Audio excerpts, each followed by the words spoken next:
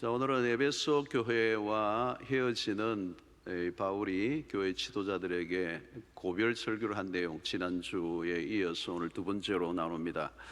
18절부터 28절까지는 바울 자신이 이제 에베소 교회를 떠나면서 그동안 어떻게 목회를 해왔는가에 대한 자기의 심경을 토로했다면, 자, 오늘 28절부터 끝까지는 에베소를 이끄는 지도자들에게 당부하는, 교회를 위탁하고 부탁하는 내용이 나와 있습니다.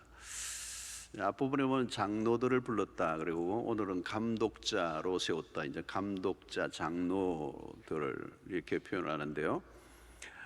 이들은 오늘날로 말하면 목회자들이라고 볼 수가 있습니다. 가르치는 장로들, 그래서 치리하는 장로이기보다는 이제 목회자들을 의미합니다. 자, 오늘 바울이 권면한 내용을 찬히 좀 살펴보는데, 28절에 보면 여러분은 자기를 위하여 또는 온양들을 위하여 삼가라. 성령이 그들 가운데 여러분을 감독자로 삼고 하나님이 자기 피로 사신 교회를 보살피게 하셨느니라. 여기 보면 두 가지 동사에 우리가 주목해야 되네. 첫 번째는 삼가라, 두 번째는 보살펴라라는 말이에요. 자, 먼저 삼가라라고 하는데, 이 삼가라는 말의 뜻은 주의하라, 또 무엇에 대하여 주의를 집중하라, 관심을 가지라. 또 이 삼가라는 말은 현재 명령법으로 되어 있는데요, 계속적인 의미를 말합니다. 그러니까 지속적으로 자신을 돌아보고 깨어 있으라 하는 의미가 있습니다. 자, 이것은 특별히 이제 우리 신자들 모두에게도 해당되겠지만, 특별히 목회자, 영적 지도자들에게 요구하는 것인데, 그것은 자기 성찰을 하라는 겁니다. 자신을 계속 살펴라, 이제 이 얘기를 하고 있습니다. 너무나 당연한 얘기겠죠. 다른 사람을 돌보기 전에 먼저 자기 자신을 잘 돌보라, 이 얘기를 하는 것입니다. 다른 사람의 영혼을 섬기는데 자신의 영혼이 피폐해져 있다면 어떻게 되겠습니까? 그러니까 제가 이제 젊은 목회자들과도 늘 나누는 얘기입니다. 그래서 우리 목회자가 목양을 하는데, 목양의 1번지는 목회자 자기 자신이다, 이제 그 얘기를 합니다. 이제 건강한 목회자가 건강한 교회를 세울 수 있으니까, 그러려고 하면 성도들을 섬기기 이전에 자신의 영혼을 목양을 끊임없이 해야 된다. 그러기 위해서는 자기 성찰이 있어야 한다는 겁니다. 바울은 여기에 대해서 이런 얘기를 했습니다. 고린도전서 9장 27절에 보면, 내가 내 몸을 쳐 복종하게 함은 내가 남에게 전파한 후에 자신이 도리어 버림을 당할까 두려워함이로다. 바울이 엄청난 얘기를 한 것입니다. 바울 자신의 얘기를 하는 거죠. 내가 열심히 복음을 전하지만 오히려 내가 버림을 당할까 두려워한다. 우리가 전도도 하고 또 남을 섬기기도 하지만 정작 자기 자신의 영혼은 방치해버리고 버림을 받을 수 있다는 이 두려움이 바울에게도 있었다는 겁니다. 목회자도 여러분, 이렇게 공동체의 성도들을 섬기지만 한 마리의 양입니다. 주님의 돌보심을 받아야 할 한 마리의 양, 주님으로부터 잘 돌봄을 받고 목회자가 건강해야, 영적으로 건강해야 그렇게 하나님의 교회를 세워갈 수가 있는 것입니다. 그래서 말씀을 전하기보다 말씀을 듣는 시간이 더 많아야 되고, 말씀을 이렇게 선포하는 자리보다 더 중요한 것은 하나님과 독대하고 하나님의 말씀에 귀를 기울이는 이 시간이 많이 필요한 것입니다. 그러지 않으면 목회자의 영혼이 피폐해지고 황폐해지고 아무것도 없는 상태 속에서 목양을 하다가 사고가 나는 경우가 많이 있는 거죠. 그래서 무엇보다도 다른 사람들의 본보기가 되고, 많은 사람들의 시선, 그죠? 많은 사람들의 시선이 있는데 그 앞에서 부끄럽지 않는 목회자로 서야 한다는 것을 바울이 이제 에베소 교회 지도자들에게 말씀하고 있습니다. 특별히 교회의 영적인 리더십은 세속적인 리더십과 상당히 차이가 있습니다. 세속적인 리더십들은 때로는 도덕적 흠결이 있어도 업무의 능력이 탁월하면 그 도덕성을 묻지 않을 때가 있습니다.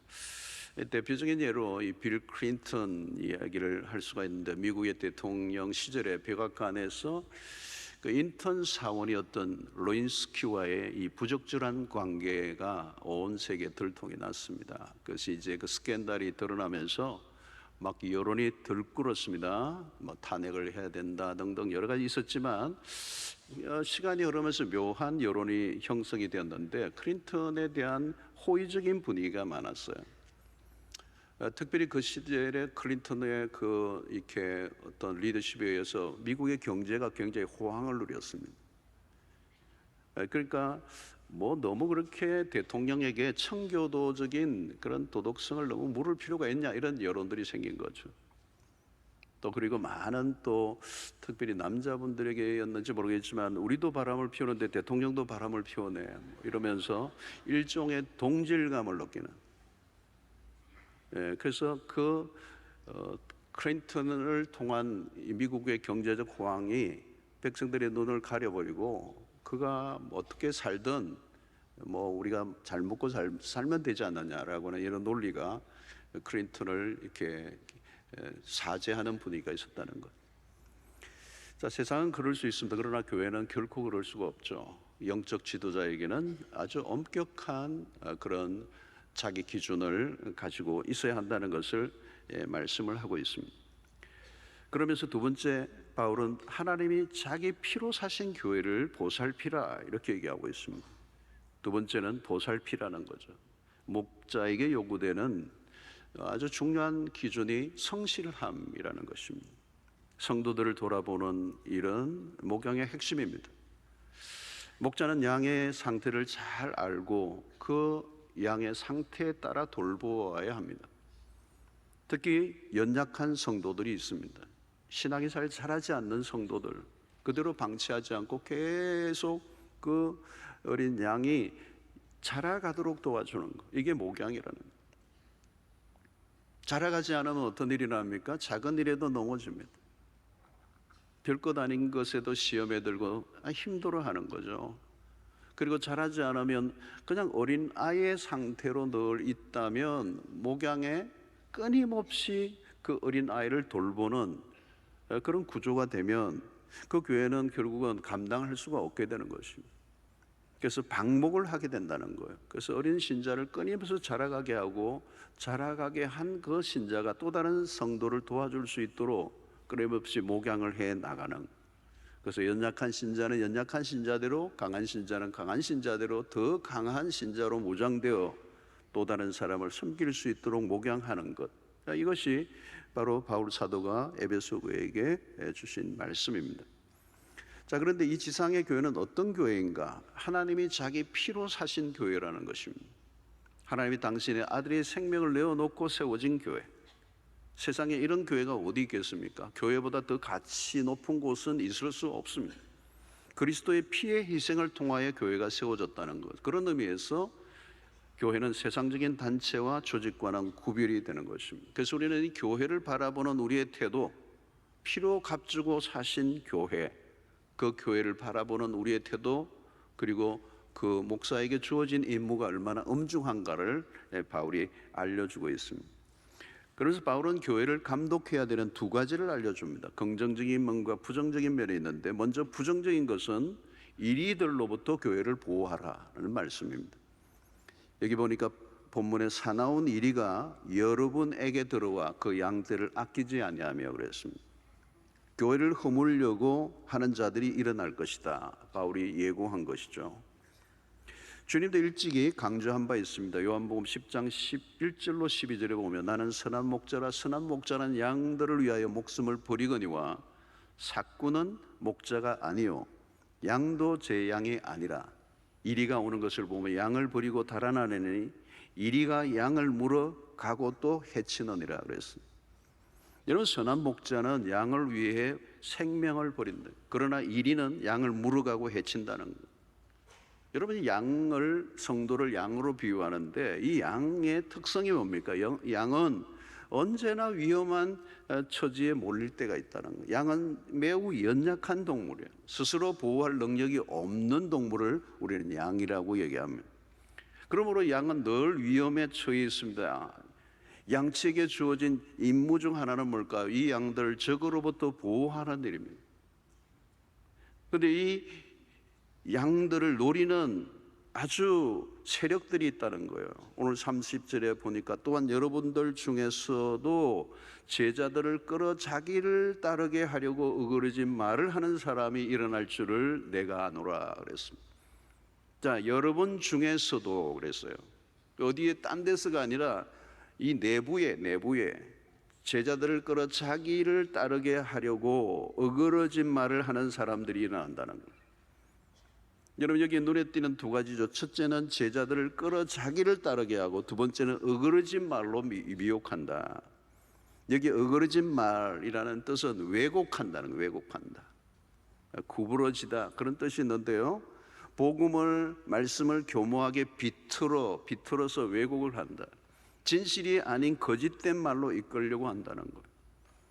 처음에 들을 때는 매우 솔깃합니다. 확실하게 거짓말이면 누가 따라가겠습니까? 그럴듯하고 매력적으로 들립니다. 그러니까 신앙의 체계가 갖춰지지 않은 사람은 미혹될 수밖에 없다는 거예요. 이리들은 자신의 정체를 숨기고 교회 안으로 들어와요. 양의 가죽을 뒤집어 쓴 이리떼들이 있다는 겁니다. 심지어 중직자들조차도 그런 사람이 있을 수 있다는 거예요. 그리고 중직자들조차도 그런 속임에 넘어갈 수 있는 사람들도 있고, 성도들의 영혼을 약탈해 간다는 거. 이들은 교회 안에 분열을 일으킨다는 겁니다. 자, 이들의 특징이 뭐라고요? 자기를 따르게 한다는 겁니다. 자기에게 이목을 집중시키고 조금씩 자신의 영향력을 키워가서 결국은 자기 사람을 만드는 거예요. 교회 안에 지도자로 자처하는 자들 중에 양들의 생명을 노리는 자들이 있다. 그래서 경계심을 한순간도 놓아서는 안 된다. 잘못된 가르침으로 사람들의 영혼을 유린하는 사람들, 인전에 안 들어본 아주 특별한 말씀을 전한다는 거예요. 현혹하는 거죠. 겉으로는 매우 친절해 보이지만 가까이 가면 이빨이 날카롭고 사악한 그런 이들이 교회 안에 이미 들어와 있다. 자, 그러면 이런 이리떼들이 언제 들어오는 것인가? 29절을 보시면 내가 떠난 후에, 이 내가 누구예요? 바울이 에베소 교회를 떠난 후에 사나운 이리가 여러분에게 들어와서 그 양떼를 아끼지 아니하며. 여러분, 바울이 에베소 교회를 떠난 순간부터 위험을 예고하는 거죠. 바울은 이미 본계에 있는 겁니다. 일어날 사태를 보고 지도자들에게 무장하라는 거예요. 영적 지도자가 떠난 이후에 일어날 가능성. 여러분, 교회들도 보면 리더십의, 단임 목사의 리더십이 교체기에 마귀가 막 역사를 해요. 그래서 많은 교회들이 1대, 2대, 2대에서 3대 넘어가는 그 과정에 사단이 개입해서 그 교회를 분열시키려고 하는 시도들이 막 일어나요. 그리고 많은 경우에 희생이 됐어요. 리더십의 공백으로 인한 어려움이 생각보다 크게 다가올 수 있다는, 그게 이미 한국 교회 안에서 많이 드러난 사실이에요. 흔히 일어나는 일은 뭐냐? 거짓 교사의 출몰. 양들의 특징은 미혹을 당하잖아요. 거짓 교사들은 양들의 영혼을 집중적으로 공략합니다. 밥 먹고 그것만 합니다. 표적이 신자들이에요. 그들이 교회를 허물고 신앙을 가진 그 하나님의 사람들의 그 신앙을 파괴해버리는, 무엇이 잘못되었는지 이게 분별을 하지 못하는 거예요. 여러분, 양은 태생적으로 길을 잃어버리기가 쉽고, 이리는 태생적으로 길 잃은 양을 잡아먹는 일에 익숙해요. 그러므로 무엇이 필요할까요? 분별력이 필요한 것이. 분별을 할 때 여러분, 분별력을 가지려고 하면 기준이 있어야 돼요. 그런데 오늘 여기에서 바울이 우리에게 가르쳐줍니다. 자, 이리들이 누구예요? 자기를 따르게 한다는 것. 사람을 여러분 따르면 안 됩니다. 우리는 사람을 믿는 게 아니에요. 우리는 하나님을 믿고 그리스도를 따르는 사람. 근데 신기한 건 사람들은 눈에 보이는 사람을 쫓아. 그리고 이 이리 때들은 자기를 돋보이게 하는 겁니다. 자기를 드러내는 것입니다. 자신에게 관심을 끌게 하는 것입니다. 말과 행동이, 모든 가르침이 결국은 자기에게 집중하게 만드는. 그러면 신천지도 마찬가지. 이만희 그 사람에게 쫓는, 그가 보혜사라는데 그 사람에게 쫓는 거. 교리를 배우고 모든 걸 배우는데 끝에 가면 그 사람이 있는 거. 이단에 빠진 사람들을 보세요. 여러분, 사람에게는 소망이 없습니다. 아무리 위대한 사람이라도 그냥 사람이에요. 성자 같은 사람도 사람이에요. 사람에게 실망하고 시험에 드는 것이며 처음부터 잘못된 길에 들어서는 사람들. 여러분, 말씀을 잘 가르치는 목회자들이 있습니다. 사람들은 그가 전한 말씀에 은혜를 받습니다. 거기까지는 좋아요. 문제는 그 목사에게 집착하는 것입니다. 그래서 잘못된 거예요. 좋은 목사는 누구입니까? 자기에게 주목하게 하지 아니하고 자신이 전한 말씀에 주목하게 합니다. 그리고 그 말씀에 주목하다 보면 그 중심에는 반드시 그리스도가 있어야 합니다. 그리스도를 따르게 하는 사람이 아니라면 경계해야 되고, 그 메시지도 위험한 거예요. 신앙의 모델이 있으면 그분의 좋은 걸 모방할 수 있습니다. 그러나 어디까지나 거기에요. 거기까지예요. 사람을 추종하면 건강한 신앙이 아니에요. 여러분, 건강한 설교자들은 언제나 성경 본문 중심이에요. 텍스트, 본문 중심. 그리고 그 본문에서 반드시 그리스도가 드러나야 돼요. 우리가 흔히 말하는 큰 인물, 위대한 종 없습니다.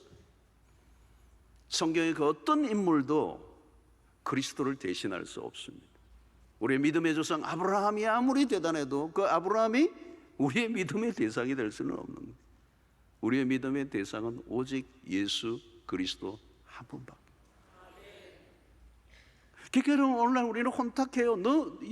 미디어나 이런 것들이 너무 많은 거예요. 앞으로 여러분, 챗 GPT 시대는 거짓 정보들이, 왜곡된 진리를 왜곡시켜서 쏟아져 나오는 거예요, 오늘. 그래서 여러분, 성경을 읽는 것보다 이 유튜브나 이런 걸 더 많이 보면 우리의 영혼이 어디로 갈지 알 수가 없어요. 자, 바울은 자신이 했던 것을 상기시킵니다. 오늘 31절에 보니까, 그러므로 여러분이 일깨어 내가 3년이나 밤낮 쉬지 않고 눈물로 각 사람을 훈계하던 것을 기억하라. 바울의 목회가 비장한 거죠. 1세기에 아직도 교리화되어 있지 않고 제대로 된 책도 없고 아무것도 눈에 보이는 게 형성되지 않은 그 시대의 교회. 그러니까 얼마나 이리떼들이 많았겠어요. 얼마나 거짓 교사들이 일어났습니다. 그러니까 신약의 서신을 보면 요한의 1서, 2서, 3서, 유다서 마찬가지로 그의 바울의 서신에서도 그런 것들을 암시하는 말씀들이 너무 많은 것이죠. 그러면서 바울은 이리떼들로부터 자기 자신을 지켜야 되는데, 교회 성도들을 지켜야 되는데, 두 번째 부탁하는 건 뭘까요? 그 이리떼로부터 지켜내기 위해서 더 중요한 것은 32절에 있습니다. 지금 내가 여러분을 주와 및 그 은혜의 말씀에 부탁하노니 그 말씀이 여러분을 능히 든든히 세우사 거룩하게 하심을 입은 모든 자 가운데 기업이 있게 하시리라. 매우 중요한 구절이에요. 지금 내가 여러분을, 그러니까 에베소 교회를 주님과 그 은혜의 말씀에 부탁한다는 거예요. 여러분, 그러면서 그 말씀이 여러분을 능히 든든하게 세울 것이다. 어떤 교회가 든든한 교회일까요? 건물이 든든한 교회일까요? 아니에요, 여러분. 건물은 별로 그렇게 중요하지 않아요. 어떤 교회는 여러분, 너무 교인들이 희생하고 힘겹게 건물을 아름답게 지었는데 그 교회가 팔려버려서 이단에게. 그런 일이 요즘 종종 일어나요, 여러분. 근본은 아무 의미가 없어요, 여러분. 교회가 행정이 든든하면, 행정을 잘하면 그 교회가 든든히 서갈까요? 바울은 오늘 크게 두 가지를 얘기하는 거죠. 내가 주와 그 은혜의 말씀에 부탁한다. 에베소 교회를 어떻게, 무엇에 부탁합니까? 첫째는 그리스도에게 교회를 부탁하는 거예요. 교회를 궁극적으로 지키시고 인도하시는 분을 보호하시는 분은 그리스도이시다. 그리스도를 주로 삼는 교회는 그리스도가 책임을 지실 것이다. 사람이 주인이 아니라 그리스도가 주 되신 교회는 세상이 흔들 수가 없어. 두 번째는 그 은혜의 말씀에 부탁한다. 그 말씀이 능히 너희로 든든히 세우실 것이다. 교회가 여러분 어떻게 든든히 세워질 수 있죠? 바울은 이제 떠나갑니다. 바울이 계속 그들과 함께 있을 수 없었습니다. 그러나 그가 가르쳤던 말씀이 그 교회를 지키고 붙들어 줄 것이다. 그러니까 나를 이제 더 이상 생각하지 말고, 나를 바라보지 말고, 나를 따르지 말고, 내가 어떻게 있느냐 없느냐가 중요한 게 아니라 내가 가르쳤던 그 말씀을 붙들고 나아가면 그 말씀이 너희를 능히 든든히 세워주실 것이다. 여러분, 교회가 든든해야 됩니다. 교회가 흔들리면 가정도 든든해야 되듯이 교회가 든든해야 돼요. 교회가 든든하면 나라도 삽니다. 교회가 흔들리면 나라도 흔들립니다. 교회가 든든해야 돼요. 저는 교회가 중요하다고 생각해요. 그런데 교회가 든든하지 못하면 어떻게 되는가요? 든든하지 못한 교회의 특징이 뭐냐면 별게 아닌 것들에 의해서 무너져요. 본질이 아닌 것으로 갈등하고 혼란에 빠지는.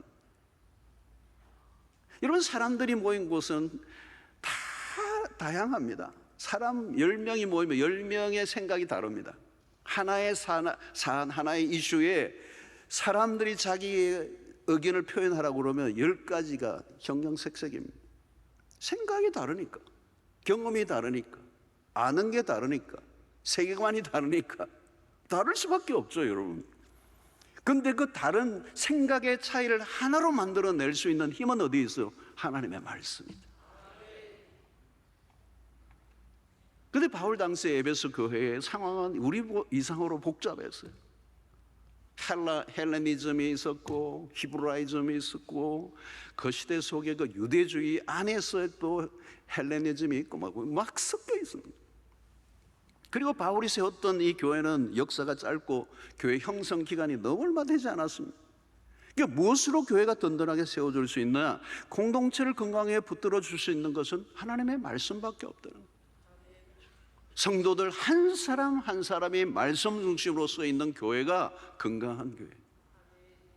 시대마다 이슈가 있습니다. 교회는 세상의 시대의 이슈를 따라가면 안 됩니다. 세상의 유행을 따르지 않아야 합니다. 교회는 언제나 말씀을 따라가는 거예요. 교회의 기초가 말씀이요, 교회의 중심도 말씀이요, 교회의 기둥도 말씀이요, 교회가 움직여가는 모든 방식과 운영의 원리도 하나님의 말씀이요. 그러니까 목사가 할 일은 성도들이 하나님의 말씀에 관심을 갖도록 이끄는 겁니다. 목사가 무슨 재주로 성도들을 다 어떻게 하겠습니까? 말씀을 사랑하고 말씀을 가까이 하고 말씀에 무지하지 않도록. 여러분, 성경에 무지한데, 말씀에 무지한데 믿음이 자랄 리가 없습니다.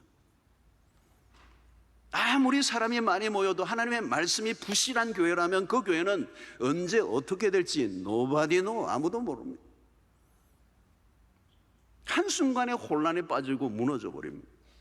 한때는 구제도 열심히 하고 프로젝트도 대형 프로젝트도 하고 그냥 대단한 일들을 하는 교회 같아 보이는데 그 안에 하나님의 말씀이 부실하다면 그 교회의 미래는 알 길이 없습니다. 어떤 교회는 말씀보다, 하나님 말씀보다 더 다른 것들을 강조하는 교회들이 많아요. 그리고 말씀도 왜곡된 말씀을 하는 거예요. 성공주의를 부추기고 번영의 신앙을 가르치고 은사주의나 신비적 체험을 강조하는 사람들이 있거나, 여러분, 그리스도가 안에 특정한 것을 지나치게 강조하는 지도자들이 있습니다. 하나님의 말씀, 성경만이 영원한 진리요 절대적 권위를 가집니다. 이번 주일이 이제 종교개혁 주간을 우리가 보냅니다. 종교개혁의 5가지 솔라, 우리 이거 꼭 외워야 되죠, 여러분. 5가지 솔라 스크립투라, 오직 성경입니다. 이 5가지 솔라가 다 중요한데 가장 먼저 뭐가 나오느냐, 솔라 스크립투라예요. 오직 성경입니다. 종교 개혁의 핵심 중에 하나는 오직 성경이에요. 오직 성경. 두 번째, 오직 그라지아, 오직 은혜예요. 세 번째는 솔라 피데, 오직 믿음. 그리고 솔루스 크리스투스, 오직 그리스도. 그 다음에 솔리데오 글로리아, 오직 하나님의 영광. 자, 여러분, 중세의 영적 암흑기의 원인은 뭘까요? 원인. 왜 암흑기로 들어간 거예요? 딴 게 아닙니다. 말씀의 부재입니다. 중세기의 교회는 그래서 교회 전통과 제도가 성경 위에 있었던 거예요. 여러분, 이게 지금 로마 캐톨릭 교회와 개신교의 차이입니다. 로마 캐톨릭 교회는 지금도 교회 전통과 제도가 성경 위에 있습니다. 그래서 교황 무엇을 얘기하죠? 교황의 말은 오류가 없다는 거예요. 근데 우리는 그러지 않아요. 오직 성경이에요. 여러분, 오직 성경이라는 말의 의미는 뭡니까? 오직 성경만이 하나님의 영감된 말씀으로 교회를 위한 무오하고 충분하며 최종적인 권위가 된다. 오직 성경만이 신자의 삶과 사역과 모든 활동의 유일한 권위로 받아들여진다는 거예요. 오늘날 같은 시대에도 16세기만큼 혼란한 시대를 우리가 살고 있습니다. 특별히 오늘 시대는 극도의 개인주의화된 시대를 우리가 살고 있습니다. 개인의 권리, 개인의 자유를 강조하는 시대는 권위를 거부합니다. 특별히 절대적 권위를 인정하지 않으려고 합니다. 그래서 자기 소견에 옳은 대로 살고자 하는 이 사사기적 시대는 오늘 대세가 되었습니다. 내가 내 마음대로 살고, 내 취향대로 살고, 내 기호대로 살고, 내 기분대로 살고, 내가 좋으면 그게 선이 되는 시대. 내가 남자로 살든 내가 여자로 살든. 여러분, 오늘 또 이제 하모에 모이는데 이거 그런 거예요. 이게 지금 무너지면 보통 심각한 게 아닌 게 보통 심각한 게 아니에요. 요즘 근거에 대해서도 이제 집중해서 들어보니까 이거 보통 일이에요. 뭐 이미 2014년 정도에도 LA 다운타운에서도 그런 일이 있었어요. 그게 한인이 운영하는 사우나예요. 갑자기 미국 남자가 들어온 거예요. 여탕에. 나 오늘부터 여자다. 난리가 났어요. 그거 양쪽으로 나누고 법으로 보장을 하니까. 이번에도 미국 갔는데 이게 뭐 화장실이 구분 안 된 데가 너무 많아요.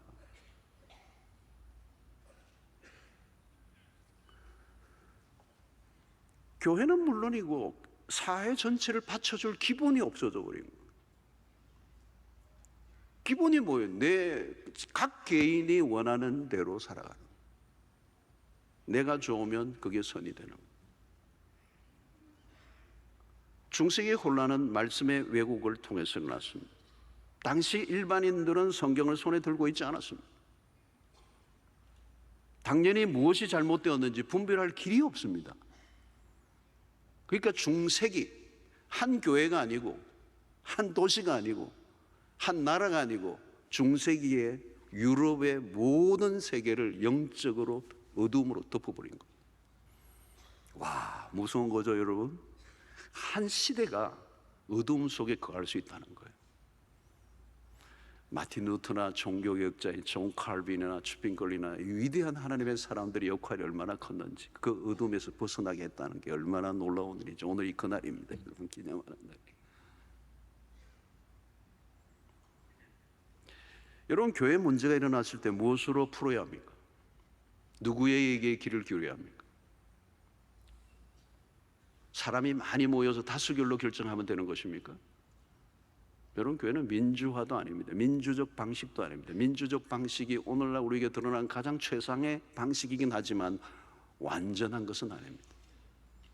한 공동체가 얼마나 하나님의 말씀에 밝으며 그 말씀의 지도를 평소에 받으며 그 말씀의 권위 아래 순종하며 살아오는 그 회중들이 만들어가는 그 공동체가 아니다면,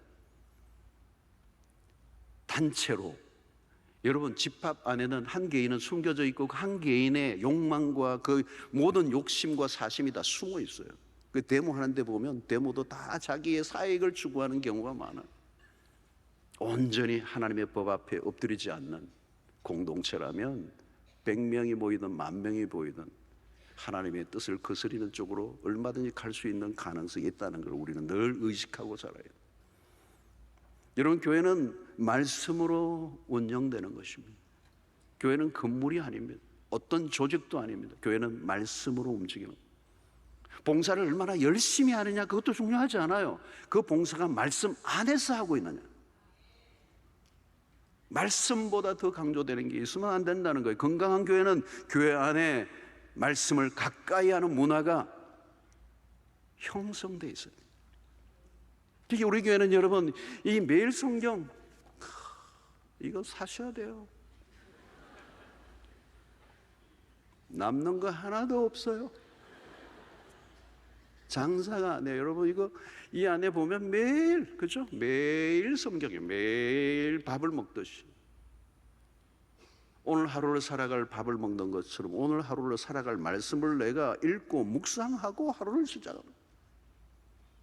어떻게 하루를 시작해요? 어떻게 하루를 살아요? 어떻게 이 험한 인생을 살아요? 무슨 인도를 받아야 돼요? 말씀밖에 없잖아요. 그렇다면 이 매일 성경 보셔야 돼요. 한 권씩 4,500원. 커피 한 잔값. 어떤 분은 또 부부가 돈 아낀다고 한 권만 사는데 아니요. 각자 사셔야 돼요. 큐티는 개인적으로 하셔야 돼요. 우리 교회 리딩 지저스 합니다. 리딩 지저스. 여러분들 우리 교회 참여하는 사람이 8,500명입니다. 지금 통계. 각 교구별로 가이드를 해줍니다. 잘 성경을 어떻게 그리스도 중심적으로 성경을 읽도록.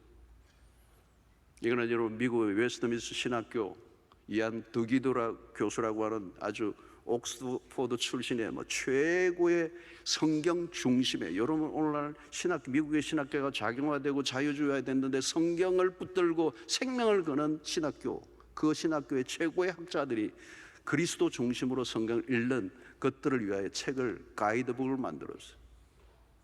너무너무 좋은 책이에요. 8,500명 참여하고 있습니다. 아직 참여하지 않으신 분들 그것 교구 다 연락해서 참여하십시오. 성경을 어떻게 읽고 그 성경을 통하여 그리스도를 어떻게 중심으로 성경을 읽을 것인가. 우리 교회 제자훈련, 다양한 양육훈련들이 있습니다. 목사의 가장 중요한 임무는 말씀의 꼴을 먹이는 것입니다. 성도들이 말씀에 관심을 가지게 하고 말씀이 삶의 중심에 서게 만드는, 여러분 예수를 믿지만 모두가 말씀을 삼하고 모두가 말씀에 주의를 기울이지 않습니다. 예수를 믿지만 예수 안 믿는 사람하고 똑같이 성경을 대하고 있습니다. 목사의 가장 중요한 직무는 말씀 선포예요. 교회의 생명이 강단에 있습니다. 강단이 죽으면 교회도 생명력을 잃어버립니다. 강단이 말씀이 말씀으로 선포해야 돼야 합니다. 강단이 오염되지 않도록 지켜내는 막중한 임무가 주어져 있습니다. 하나님의 말씀이 아닌 엉뚱한 세상의 사설들을 전하는 순간 교회는 망하는 것입니다. 오늘날 강단에 다른 것들이 너무 많이 들어와 있어요. 강단의 오염이 심각합니다. 설교자는 여론을 살피고 여론에 부응하는 자가 되면 안 되는 거죠. 설교자는 인기를 추구해서도 안 됩니다. 강단은 사회적 논평을 하는 것도 아닙니다. 설교자는 오직 성경 하나님의 말씀을 전하는 것입니다. 오늘 우리는 하나님의 말씀에 대한 분별력을 가져야 합니다. 분별력은 그냥 생기는 게 아니에요. 하나님의 말씀에 계속 관심을 가지고 배워야 성경적 분별력이 생기는 겁니다. 교회는 말씀 안에서 자라가야 합니다. 말씀으로 자라갈 때 이리때로부터 보호를 받을 수 있어요. 오늘날 교회를 흔들고자 하는 이단 사이비 거짓 가르침들이 얼마나 많습니까? 그릇된 신비주의와 치우쳐진 은사주의와 세속화로 인한 이 자유주의들이 성도들을 위협하고 있습니다. 건강한 교회는 하나님의 말씀을 소중히 다룹니다. 건강하지 않는 교회는 말씀을 소홀히 다룹니다.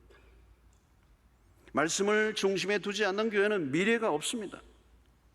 교회는 하나님의 은혜의 말씀으로 충분합니다. 그 말씀이 말씀으로 선포되고 그 말씀을 말씀으로 받아들일 때 교회는, 성도는 믿음이 자라고, 그 말씀이 우리를 생명력 있게 만들고, 그 말씀이 교회가 세상을 이기는 위력 있는 공동체가 될 수 있는 것입니다.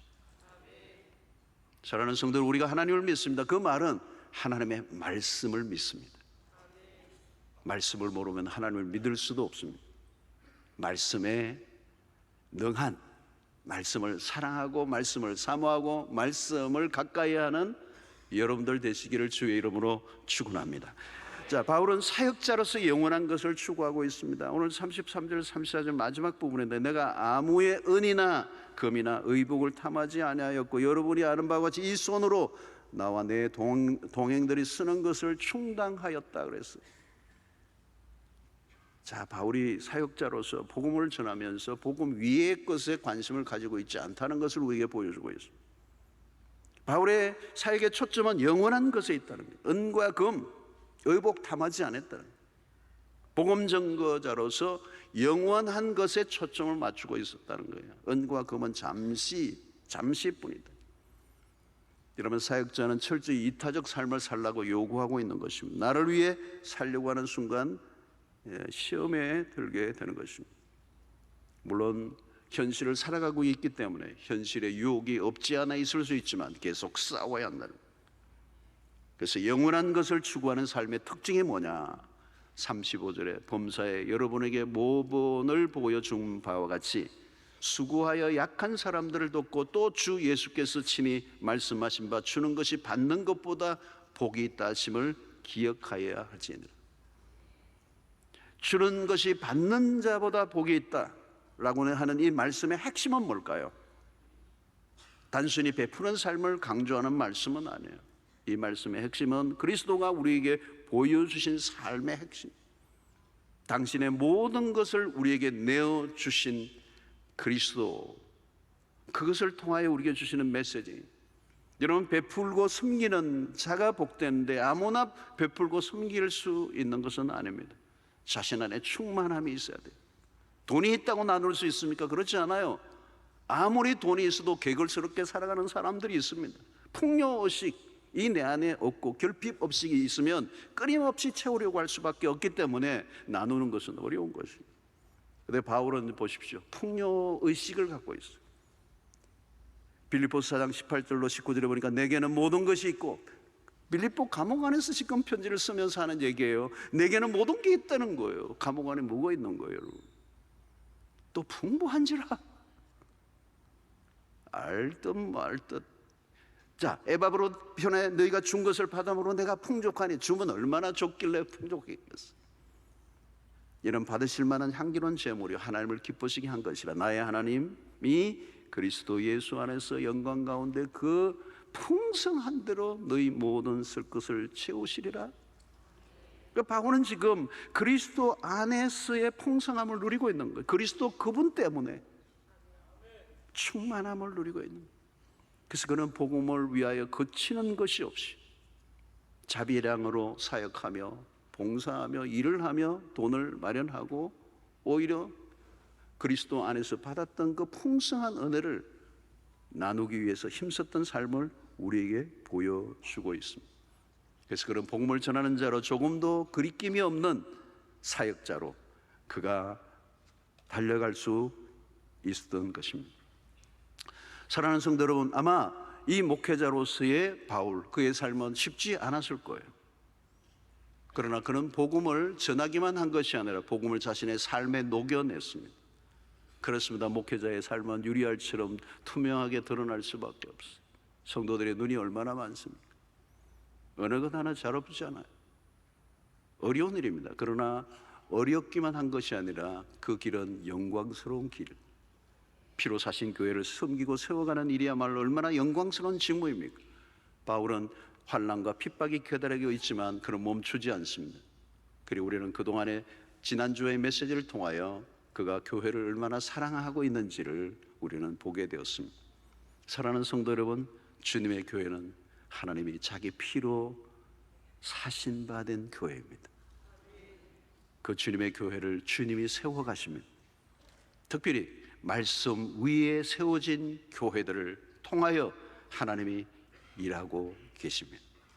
저는 한국교회 안에 이 오늘날 짙게 드리워져 있는 패배주의가 있어요. 오늘 목회자들, 젊은 목회자를 만나면 많이 패배주의에 빠져 있어요. 절망감에 빠져 있는 분들을 보게 됩니다. 현실을 보면 낙심할 수 있습니다. 그러나 주님의 교회는 망하지 않습니다. 음부의 권세가 이기지 못합니다. 세상의 이론이나 인간의 아이디어나 인간의 야망에 의해 만들어진 교회는 망할 수 있어요. 애당초 그런 것은 교회라고 말할 수 없어요.